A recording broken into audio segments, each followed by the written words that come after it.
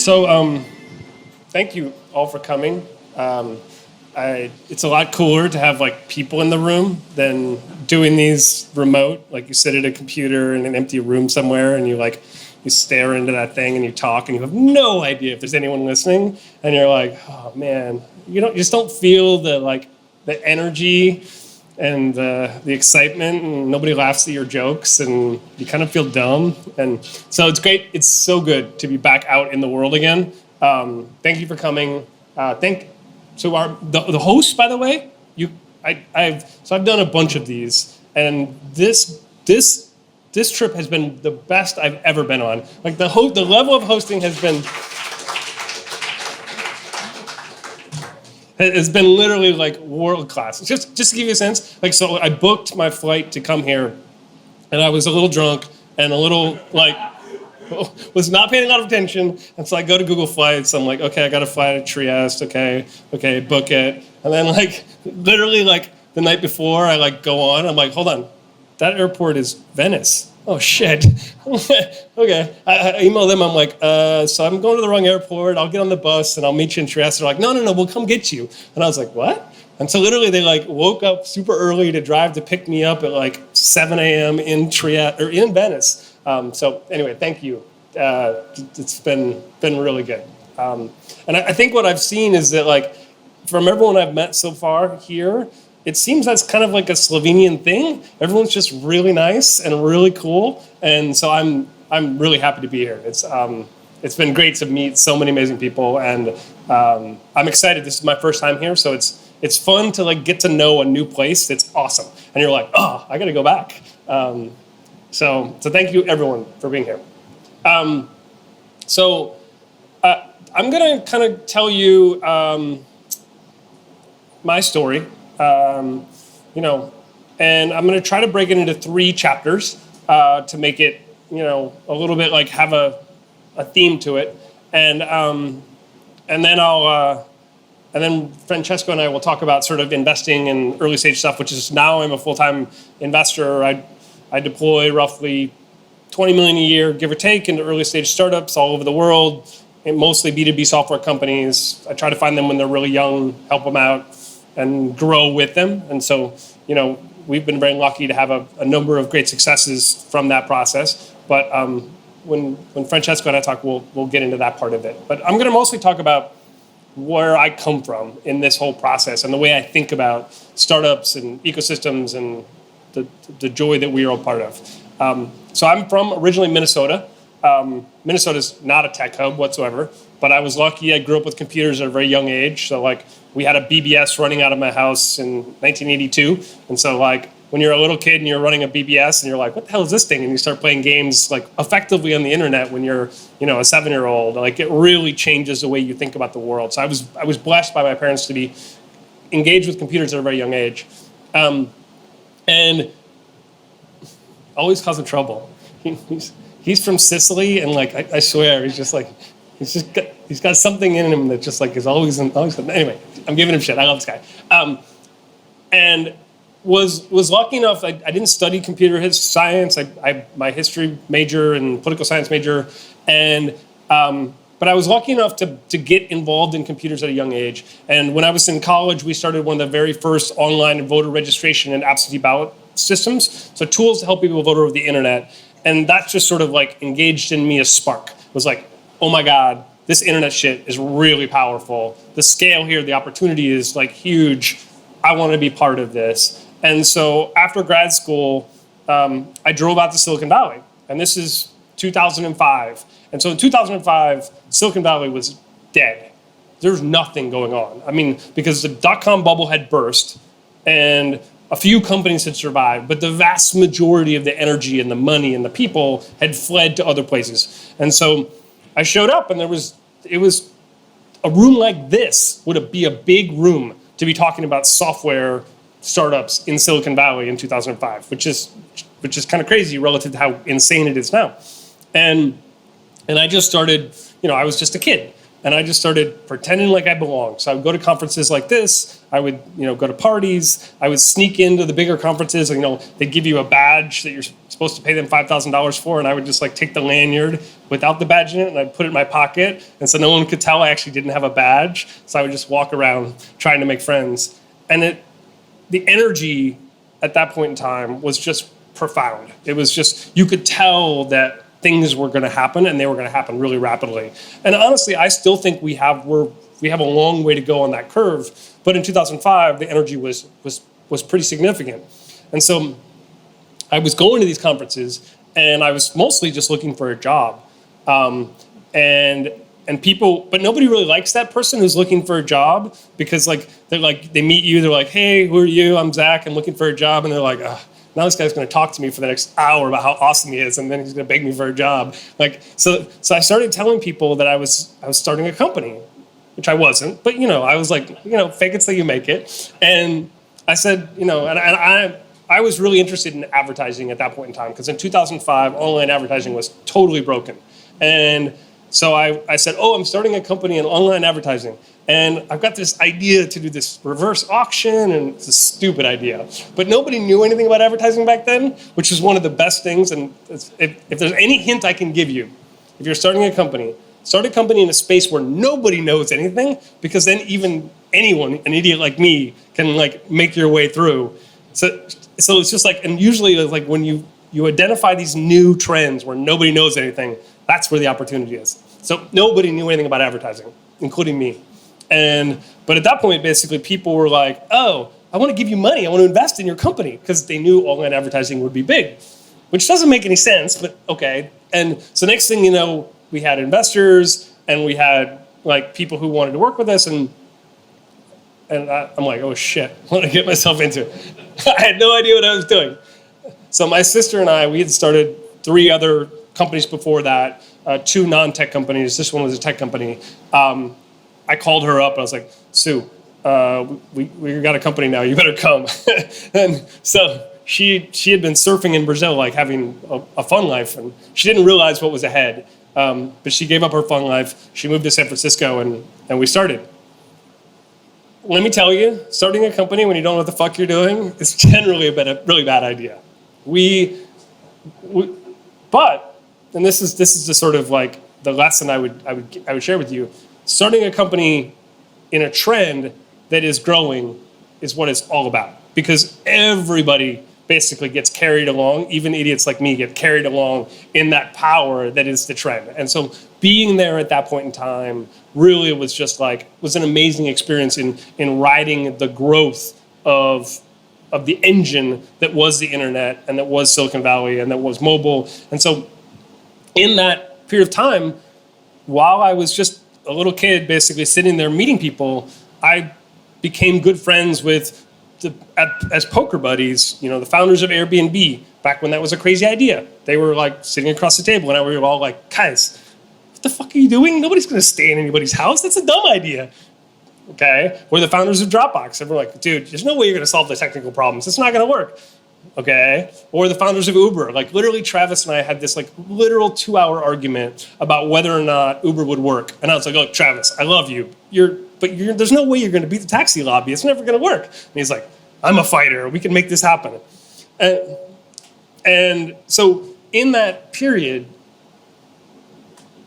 I got to see what is the power of technology when it's applied to really interesting, really hard problems where you can deliver real value. Because you push a button and you get a car, that's fucking amazing. When you can rent a house that's a home that has love in it, that is in a unique place, that enables you to experience a community and a neighborhood instead of being in one more concrete box, that's a really valuable thing, And I've seen that over and over again during those years in Silicon Valley, which is the craziest ideas, the ideas that seem the most unlikely to succeed, oftentimes the dumbest ideas are the ones that end up being the most interesting and where the companies create tremendous value. And during those years, I also saw the value of community, because what's interesting is is that in Silicon Valley, you really have no idea who's going to be the next Mark Zuckerberg. I mean, you just don't know. And so it's any random 18-year-old kid who walks up to you and is like, hey, you can't really be a jerk to that person, because if he becomes the next Mark Zuckerberg, he can have you killed if he wants to. So you kind of have to just be nice to people. And not only is being nice to people a good idea, is if you help people, what you find is that those favors come back to you 100x. And the community itself has institutionalized that ideal of helping, where everybody is always helping each other, they're sharing, and especially when you can help people in ways that don't cost you anything but do a lot for the other person. And so, for instance, like if I make an introduction, it's easy. I write an email, an introduction's been made, it's trivial. But if I make an introduction to the first customer that buys your product, that gets your company off the ground, for you, that's a big deal. Like a lot of value has been delivered with one simple introduction. And so over those years, now those years are now, but over the last 15 years, I've gotten to see that community develop and strengthen and the value of helping people. And now I've just become convinced that that's the only way to live life. It's just whenever you can help anyone, you're way ahead in the game. And so it's been really fun in that experience to see what that community does. The second part of the story is learning how to actually run and build a company. Like I said, when we started the company, I had no idea what I was doing. We didn't know what we were doing. And so over the course of those 7 years, we pivoted 7 times, or 10 years. 10 years. Over the course of 10 years, we pivoted 7 times. So we're always in the ad tech vertical, but we were building different products for different customers that did different things. And each time we pivoted, we learned what works and what doesn't. And in that process, what I discovered and now what I do when I invest and the way I just think about the world is very, very simple, which is the key to this business is the discovery of what is commonly called product market fit. But like, what does that even mean? And I think the answer to that for me has been, when you think about what your business does, can you cold call a customer at 9 o'clock at night on their cell phone while they're putting their kid to bed, tell them what you do in one sentence, and instead of them saying, fuck you, why are you calling me? Like, I'm putting my kid to bed. Instead, they say, I want to talk to you tomorrow. And I know that's a hard way to, like, it's a really high bar, but what I've discovered is that, like, value to customers is the only thing that really matters in this game. And to the extent that your value that is deliverable and demonstrable and is clean and clear and crystallizes in a way that a customer understands, until you find that thing, you're in the discovery stage. But the moment you find that thing, suddenly the business will invert. And so what I mean by that is the things that used to be really hard, customers, revenue, traction, just generally making the ball move forward, will suddenly become really easy. And everything that used to be really easy will become really hard. So managing your business, growing your team, dealing with scale when you're small doesn't matter, but when you start to grow really fast, it matters a lot. And so what happened to us was over those 10 years, while we iterated around, we got to about $1.5 million in revenue and maybe a dozen employees, and we were just kind of like working our way through it, but we were not succeeding. But then when we found product market fit, everything changed. And so early on, I was good friends with the Facebook ads team. And so Facebook, before they went public, they had built their ad business. The whole ad engine that supported Facebook was built on the ideas that Google had just developed in the Google ad system, which turned out to be really dumb. Didn't work at all. And there was just a bunch of problems with the Facebook ad system that was really leading to low performance. And so right before they went public, they missed their Q4 earnings and their numbers collapsed. Wall Street freaked out. Zuck went to the ads team and was like, guys, we need something. And the ads team said, well, okay, we're going to rewrite the whole thing. And they went out and they started talking to people who were in the ads business, which I was one of. And I got the lucky experience to be there in those conversations. And it was at this point I had already learned enough about the ads business to really see how it would make it work.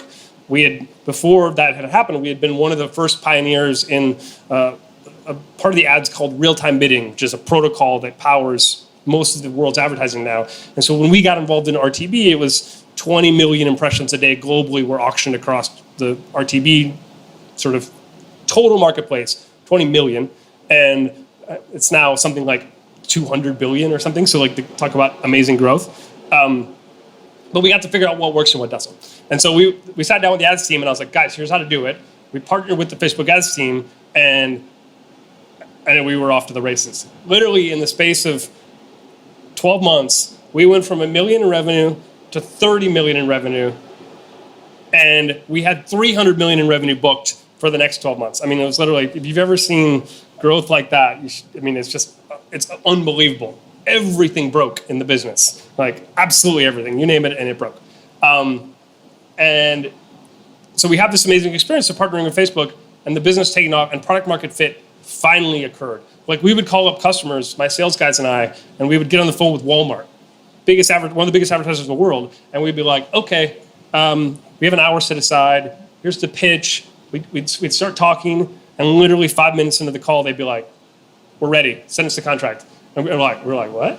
What do you mean? They're like, shut up, send us the contract, let's go. Like, and it was just like one after the other. So like literally in that 18 months, it was Walmart, Best Buy, Booking.com, Zalando, Airbnb, everybody basically become our customer. And that moment, that experience, it taught me that like the internet ad business is like any internet business. There's a before you discover that product market fit, and there's an after. And when you find it and the business starts to go like this, that's what it's all about. And so when I look for businesses to invest in and when I work with my founders, I'm always basically saying to them, guys, we need to simplify the idea to the point where it's simple. It's one sentence, because that one sentence will lead to incredible growth if the sentence is something that the customer wants to hear, the thing that they want. So you have to get to a point where you can crystallize the idea and deliver that value in a way where they're like, oh, I want that. And the business will be off to the races. Much easier said than done.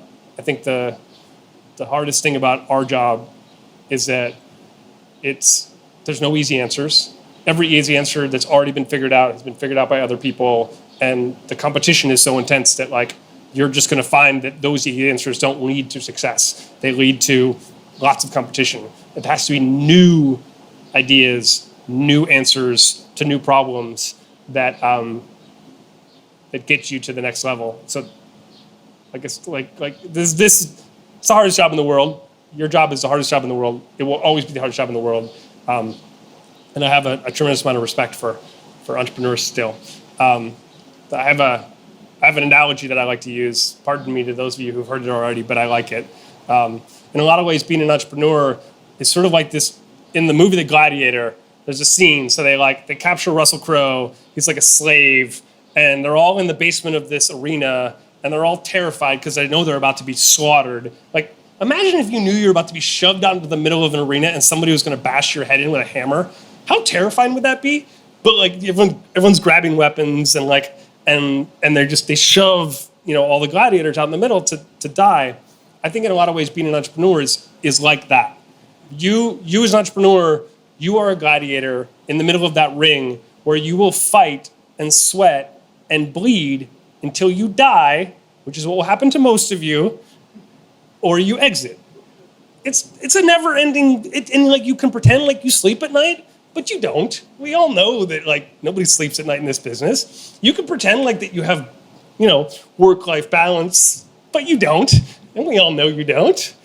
And the problem is that like every time you beat one of your opponents, every time you solve a problem, that's fine. They just send 2 more at you. And then you beat those 2 and they send 4. And you beat those guys and they start shooting arrows at you and chase after you with chariots. Like, in the life of an entrepreneur, every problem you solve just leads you to have more growth, more success, which leads you to new, harder and harder problems. So you're Elon Musk, you start a company tomorrow and it's a multi-billion-dollar company on day one, but I guarantee you the problems that he faces are just as hard for him as the problems were for me and as the problems are for you. And so we all basically rise up to that level of our own incompetence, and then we just basically get our face bashed in constantly until we work our way around those problems, or we don't. I'll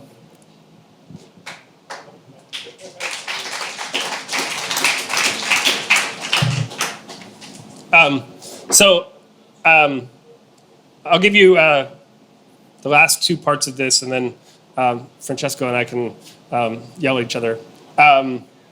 So the bitter lesson I had with Facebook, 1 million, 30 million, 300 million in revenue, is watch out for partners, because they will fuck you really bad. So as we're going like crazy, and like literally we were their leading partner. They loved us. We were great. And all of a sudden I get this like cryptic text message from one of my friends in Brazil, one of our clients. He's like, dude, okay, I'm gonna read a link to you, and I want you to type it in. And I was like, okay, this is weird. Like, he types it in, and he'd gone to one of those secret file sharing sites, and he had shared a deck that Facebook had made that basically said, if you want to work with Facebook in the future, you used to work with Trigit, but now you're going to work with us, and you're going to shut them down. And I was like, oh, that's not good. Like, that is bad. So here's a deck that our partner has made, basically telling our customers to prepare to transition off of us to transition onto Facebook directly. I was like, oh, this is not good. So I'm like, okay, I went to Facebook and I was like, guys, what's going on? And they're like, oh, no, everything's okay. You're fine. That was a mistake. The Brazilian team made it. It's not real. And so then as we're going into Q4, and we could see the level of data that we have in our system, which directly correlates on a one-to-one basis to ad spend and to outcomes. We watched it as suddenly like our data is going like this, but the volume that they're sending us is going like this. And we call them up, like, guys, what's going on? Why is our volume going down? And they're like, oh, there must be a bug. Don't worry about it. So then we just watch it just spread, and it just gets worse and worse and worse. And it's like, okay, welcome to being dead. Like they literally took a knife and cut us open. And so we were still alive, but our guts were literally hanging out and blood pouring everywhere. And we were like, oh shit, this sucks. And so 10 years, 7 pivots, we had raised $25 million, and we had more on the way. And it was like, oh man, what do we do now? And at that point I was exhausted. We would have had to fire everybody, go back to ground zero. An acquirer came along, and I'll give you another crazy story. So LinkedIn comes along, and LinkedIn's like, hey, we want to buy your company. And we were like, woohoo, that's great, because we're fucked. Sounds like that's a good idea. Let's do that. So we go through the whole sort of M&A process with this LinkedIn. One of our lead investors was Reid Hoffman. So I'm like, okay, we're good here. They're not going to fuck us. But we're good. And we trust him because it's Reid, they're all good. He's kind of stepped away from the company. He's not involved anymore, but we trust these guys. We go through this entire process. As our money's running out rapidly. Our board is freaking out because money's just like, and we're like, and we have, at this point, the thing is we have, a pretty good sized amount of receivables in the business. And we basically are like, paying our vendors. And so we had some money we could play with that wasn't ours to play with, but like it sort of kept us alive. So we're like, okay, we can spend into this and we'll probably be okay. Of course, LinkedIn knows this because they have, they got to see everything because we trusted them and shared all of our information. So they just let us slowly wither and burn until we get to the very end, and they called me up, the corp dev guy, fuck that guy, calls me up. He's like, yeah, we're not going to buy your company. And I'm like, okay, that sucks. Well, thanks for that. That's really uncool. But okay, that happens. Shit happens. I'll run an auction now. So I reach out to everyone I know in the business, and I'm like, okay, guys, this is the deal. We built all this technology. We have all these customers. Here's all this revenue. Here's what we have. We're fucked. We have to sell this business. We have 3 weeks before we have to close. So not a lot of time. And here's all the data room. And we end up with 6 6 LOIs and bidders who basically are going to bid for the company. So then my CTO walks into the office, and like one of my best friends, and he's like, dude, I have really bad news for you. And I was like, uh-oh. He said, so LinkedIn just made me and our VP of engineering and 2 of our engineers, they made us an offer that if we go work for them, they'll make us all millionaires. And I was like, what? They're like, yeah, they just made us an offer and they're going to give us a lot of stock. I was like, hold on. So LinkedIn basically fucked our company and then went and basically poached you guys? And then like, I can't sell the business without like our core technical team, which means they just fucked everybody? And he's like, yeah, he's like, dude, I've got a family and I've spent 10 years doing this. And I'm like, oh man. So I go to the board and I'm like, okay guys, what do we do now? And they're like, well, we could sue them, which we could, except we didn't have any money, which meant that like, there's no lawyer that's gonna take that case. And we're suing LinkedIn. They have a lot of money, so they're gonna be able to like totally crush us. And it's unclear if we would even have won, but probably we would have won, but it would have taken a couple of years because the American legal system. So as we're going through this, the corp dev guy calls me up. He's like, yeah, so we changed our mind. We'd like to offer you $4 million to buy the rights to all of your code and all of your technology. And oh, by the way, we're going to hire these guys. And I'm like, so basically, instead of paying us much, much more than that, now you just basically have totally ripped my heart out, and you're going to give me nothing so that you can have access to all this code and technology so that you don't have to worry about my guys reusing it all. And I was like, fuck you. This is like literally one of the worst days of my life. And so I go to the board, and I'm like, okay, well, what are we going to do? And the story gets even crazier. So now another guy shows up who's like literally one of the, he's literally in jail right now. And he's like, hey, I want to buy the company. And I'm like, fuck you. There's no fucking way I'm selling you the company. Over my dead body. I go to the board, I'm like, over my dead body. And so after the LinkedIn tears our guts out, and we're literally in this position where like we were totally screwed, and we had a lot of debt. We raised a lot of debt, so the debt had to be repaid no matter what. The board, I went to the guy comes back. He's like, I still want to buy the company. And I'm like, over my dead body. The board's like, we can make that happen.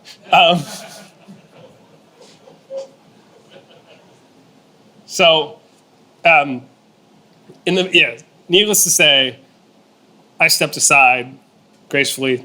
I'm not gonna go to war to fight over what needs to be done, even if it's something I don't want to be done. The company ends up being sold to this horrible person, which my name will forever be connected with this guy's name, which is unfortunate, but our debt holders did get paid back. LinkedIn got to screw everybody and bought what they wanted for $4 million. The investors, the equity investors got completely wiped out. And I walked away from that like a completely broken, sad little puppy, like had no idea what to do with my life and was like, oh man, this is rough. I mean, 10 years of my life, 10 years of like the entirety of my existence, every moment was basically focused on this thing, and this thing just,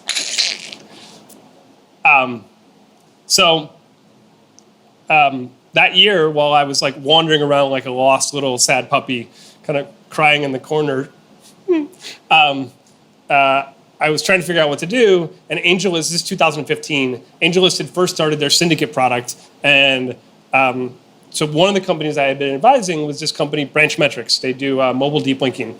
And I had been advising them since it was like 4 people and an idea. So I was really involved with these guys. So the Series A was happening, NEA was leading, and I was like, hey, you guys mind if I try this syndicate thing on AngelList? And they were like, sure. So I wrote up a little memo, put it up, and 24 hours later, it was filled, like $200,000. And I was like, oh, look at that. I'm an investor now. Woohoo! I had no idea what I was doing, but that's cool. And so that year, I invested in a couple other companies, and unfortunately, one of those companies was a company called Cruise Automation, which was a self-driving car company that a buddy of mine had started. And it was a crazy idea, totally never going to work. 18 months later, GM shows up, buys them for $1 billion. Now, 5 years later, it's worth $30 billion. So I wish we had not sold it. But when you have a $1 billion exit, everybody suddenly thinks you know what you're doing, which I don't claim that I do. But Everyone thought I did. So money came frothing over, and and now suddenly I'm an investor with lots of capital to deploy. So thankfully, for the last 5 years, any idiot with a checkbook in Silicon Valley looks like a genius. Literally everything you invest in goes up. I mean, it's been, so over the course of the last 5 years, I've invested in over 50 companies. I've had one bankruptcy. In 50 startup companies, one bankruptcy, which is crazy. That's just not normal. But the problem is there's so much money sloshing into technology companies. It really doesn't matter what you do. Like, you're probably going to be able to raise capital once you reach, there's a certain point. In the beginning, it's pretty hard, but once you reach a certain point and you get sort of that sort of beginnings of product market fit, suddenly you get so much momentum that you can end up raising a lot of capital. So yeah, that's my story. Last 15 years, I've been doing this shit. I love it. It's the coolest job ever. I get to work with crazy ideas, people doing crazy shit. I look forward to meeting all of you and learning your stories. And if I can be helpful in any way, the best way to reach me is either LinkedIn or Twitter, or feel free to send me an email. My email is z@coelius.vc. But I think one thing you'll find is that, like, I want to be as helpful as I can be. Can be is sometimes operative. I can't always do everything, but the goal is to try to do as much as I can to be useful. So thank you to everyone for having me here. Super awesome. Thanks for being here, and appreciate it.